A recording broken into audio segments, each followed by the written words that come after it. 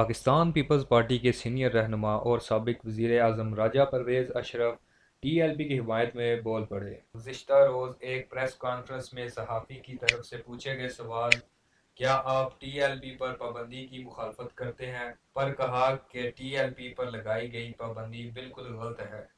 हुकूमत पाबंदी नहीं लगा सकती। अगर इन्होंने टीएलपी पर पाबंदी लगाई है तो फिर किस मुंह से इनके साथ मुज़ाकरात कर रहे हैं। और दूसरी तरफ वज़ीर ख़ारजा कहता है कि ये एक सियासी जमात है, तो क्या सियासी जमात पर पाबंदी लगती है। वज़ीर आज़म अपनी तकरीर में कहता है कि टीएलपी और मेरे ख्यालात ख़त्म नबूवत पर एक ही हैं। अगर दोनों के ख्यालात एक हैं तो पीटीआई पर भी पाबंदी होनी चाहिए। सहाफ़ी ने दूसरा सवाल किया कि क्या आप फ्रांस के सफ़ीर को मुल्क से निकालने की हिमायत करते हैं। इस पर रजा परवेज़ अशरफ ने कहा था हुकूमत को अपना एग्जीक्यूटिव ऑर्डर इस्तेमाल करना चाहिए, इसको बहस में लाए बगैर एक्शन करना चाहिए।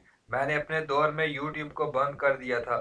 मैं बिल्कुल इसकी हिमायत करता हूँ कि फ्रांस के सफ़ीर को निकाला जाए।